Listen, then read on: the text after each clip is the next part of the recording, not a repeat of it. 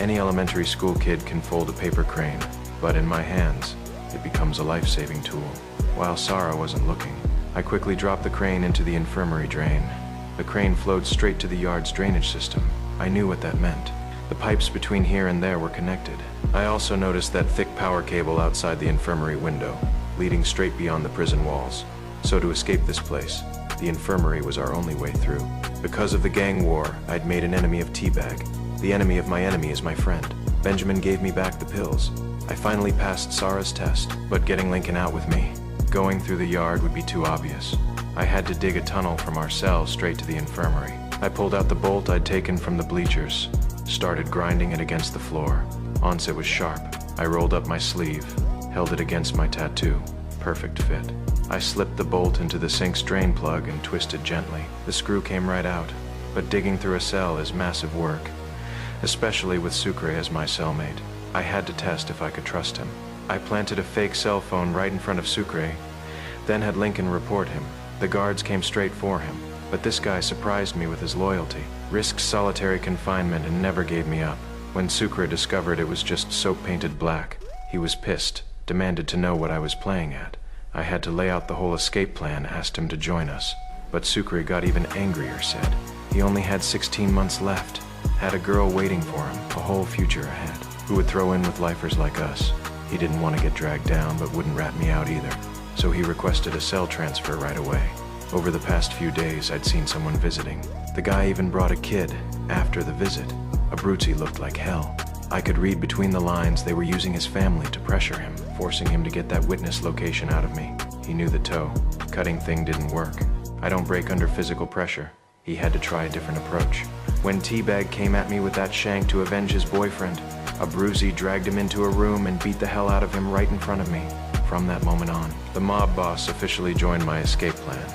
Better to break out and handle his problems on the outside than stay trapped in here, he told me. He'd watch my back from now on, get me whatever I needed, but only if I took him with us.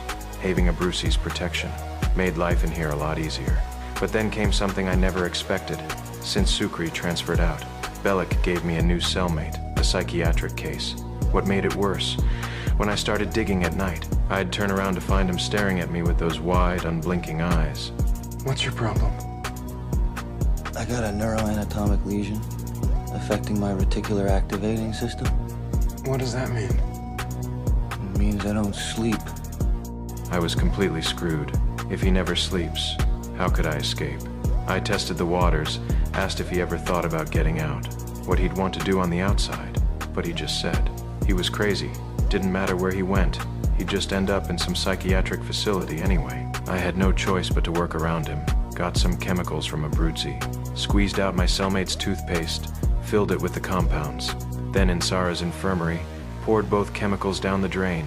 The corrosive mixture ate right through the pipes. This guy wasn't really as crazy as he seemed.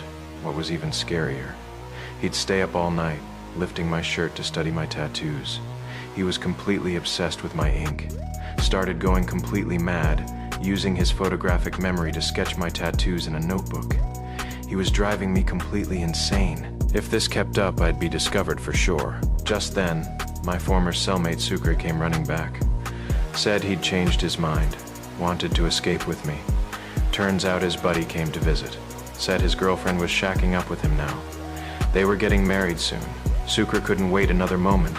He'd risk everything to get back and win her love. The urgent thing was getting rid of the psychiatric cellmate. But when I got back to the cell, I was shocked to discover this crazy guy had used his memory to piece together my entire tattoo. Give him a few more days and he could escape himself. Without hesitation, I walked to the door and hurt myself, then called the guards. Accused my cellmate of violent behavior. Since he was a psych case, the guards didn't listen to his protests, just dragged him away. Sucre moved back in with that familiar smirk. Now, the real escape could finally begin.